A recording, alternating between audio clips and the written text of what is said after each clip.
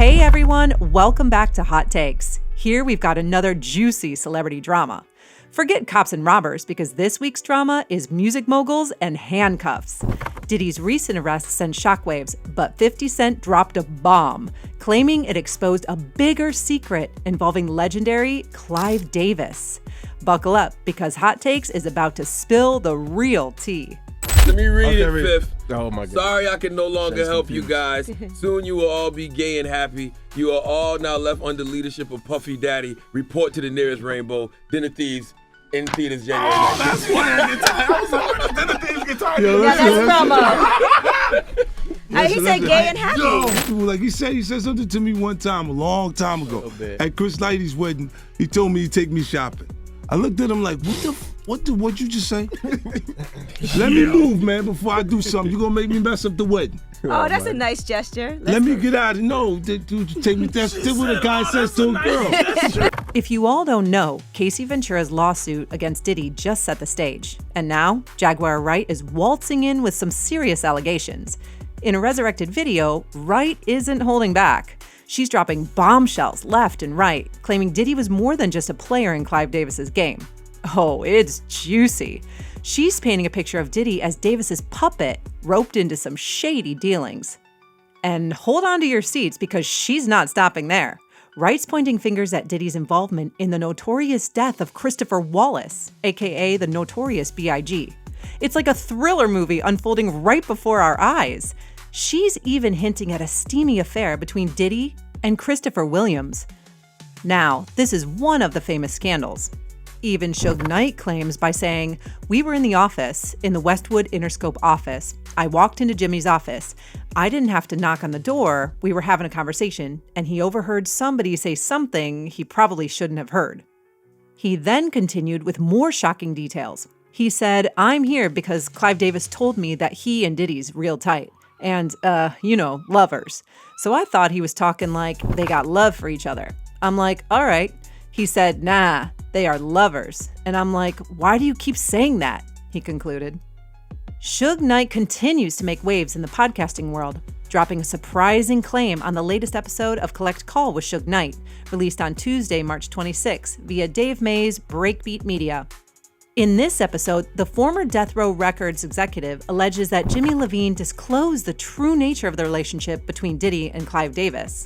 You recently in your book talked about experimenting at one stage in your life with bisexuality. And we talked about what made you decide to do it and your thoughts about Frank Ocean doing it. And can you tell the audience what you thought about Frank Ocean doing it? And did he inspire you to do it? The hip-hop community embraced Frank Ocean after he revealed his sexuality.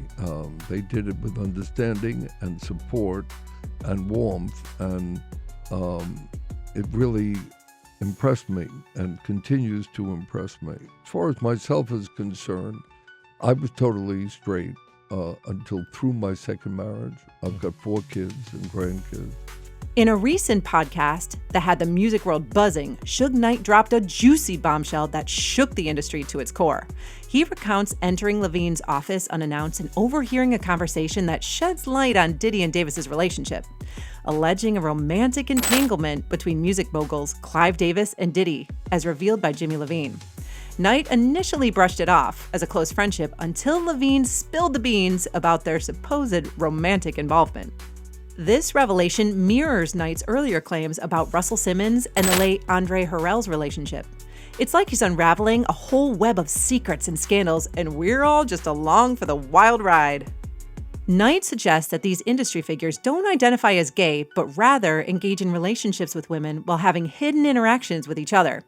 He elaborated that these men justify their actions as merely having fun despite displaying abusive behavior toward women. Expanding on his point, Knight references the dynamic between Andre Harrell and Russell Simmons, associating their collaborations with Uptown and Def Jam with what he described as freaky activities.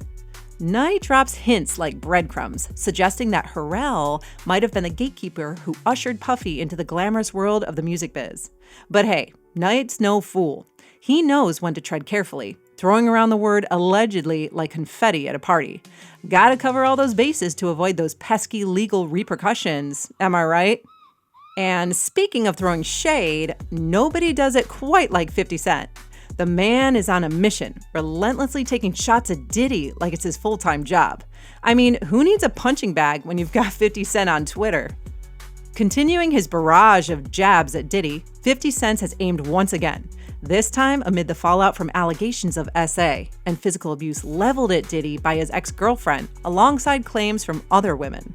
You don't know the preacher that was seen with Diddy at one of the parties that Cat Williams says, I don't care whether you're TD Jakes or Diddy. Oh, yeah. So he was the truth TD coming out in Jakes. 2024. Listen, again, this is allegedly. That's what they're he's saying. Your thoughts on this story here? So it wasn't just this guy that was saying it. Lil Rod, the former producer, filed the lawsuit, and he said every room in Diddy's mansions were wired with cameras. Their videotapes were hot. And then at the end of the day, you wake up the next morning, what did I do? And then they have compromising material on you. And then they can guide your career. They could kill your career, but they got you. And it wasn't just people in the music business. As you said, there were athletes, there were celebrities, there were politicians, people from the royal family. And we were also told by the former bodyguard that Diddy was an FBI informant. Look no further if you've ever wondered about the origins of Diddy and Davis's connection. In a recent episode of the Rock and Roll High School podcast, hosted by Pete Ganbarg, iconic music executive Clive Davis recounted a pivotal encounter that led him to embrace hip-hop music, courtesy of a young Sean Combs. Reflecting on the moment, Davis revealed, Puffy was 23 years old, and I knew the artists that I had. Aretha, Dionne, Whitney were all of one particular genre. He explained how, despite the success of acts like LaFace Records, there was a recognition of the burgeoning hip-hop movement. Davis and L.A. Reid agreed on the need for someone deeply connected to the streets. At that time, Diddy was a driven, up-and-coming figure in the music industry, having honed his craft under Andre Harrell at Uptown Records. Collaborating with Davis marks a turning point for Sean Puffy Combs, leading to the establishment of his own Bad Boy Entertainment label. Clive Davis also said, when I met Puffy, he articulated that hip-hop should be part of the top 40 mainstream and that the business would change in the future. In a recent podcast titled Jason Lee Exposes All the Industry Men Diddy Slept With, Lee delves deeper into the secrets of the entertainment industry's elite. Sean Diddy Combs, the self-proclaimed bad boy for life, finds himself embroiled in a web of legal troubles amid a flurry of serious allegations throughout his illustrious career. You won't believe it, but Diddy's empire is facing its toughest challenge yet as accusations swirl around him. From sexual assault allegations to whispers of involvement in trafficking, the rap mogul's once glorious life is now under intense scrutiny. Federal agents raiding his luxurious homes in Los Angeles and Miami Beach have sent shockwaves through the industry, with rumors flying about the true extent of the investigation. With interviews and investigations underway, the truth behind these allegations threatens to unravel Diddy's carefully crafted image as a music industry powerhouse. Even firearms were allegedly found on Diddy's properties, adding fuel to the fire. But amidst all this chaos, one burning question remains. Is Diddy himself the prime target of this high-stakes investigation? Since the raids, the rumor mill has been working overtime to pin down Diddy's whereabouts. The plot seems interesting as details about his private jet start disappearing from the flight tracking websites. This sleek black Gulfstream Aerospace GVSP, registered to Love Air LLC, had tongues wagging when it popped up in Antigua, sans Diddy, shortly after the raid news hit. Despite everything against him, Diddy denied every single lawsuit and claim filed against him. Let me be absolutely clear. I did not do any of the awful things being alleged, he said in a statement. I will fight for my name, my family, and for the truth. Diddy's lawyer, Sean Hawley, branded the events described in the lawsuit as pure fiction. We have overwhelming, indisputable proof that his claims are complete lies, she said. We will address these outlandish allegations in court and take all appropriate action against those who make them. Social media loves a good story, and it's no different when it comes to the curious case of Usher and Diddy's Flavor Camp. Once seen as an exciting venture for Usher, it quickly turned into something out of a thriller, with rumors swirling about the mysterious happenings behind closed doors. The specifics of what unfolded within the confines of this enigmatic camp remain shrouded in secrecy, with Usher merely alluding to bearing witness to occurrences too wild for his youthful comprehension. During a probing inquiry by Howard Stern regarding the atmosphere within Diddy's home, Usher's response was notably guarded. A subtle nervous chuckle punctuated his hesitant reply, hinting at a reluctance to delve into the depths of his experiences. Instead, he deftly skirted the question, vaguely alluding to encountering interesting things, leaving fans to speculate on the true nature of what unfolded behind closed doors. Diddy's love life has always been a hot topic, but lately there's been some juicy gossip bubbling up about his rumored romances with men. While his relationships with women have hogged the spotlight, it seems like the whispers about his connections with men are starting to gain traction.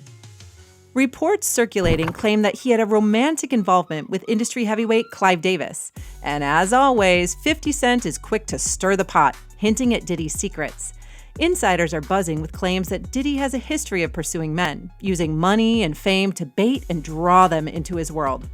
Amidst the storm of lawsuits raining down on him, Diddy remains the picture of resilience, staunchly denying each one, just as he denied any involvement with men in the past.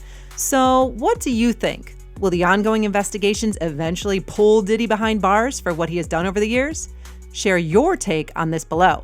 Thumbs up if you enjoyed watching the video, share with gossip fans, and subscribe for the latest hot takes. We've just begun.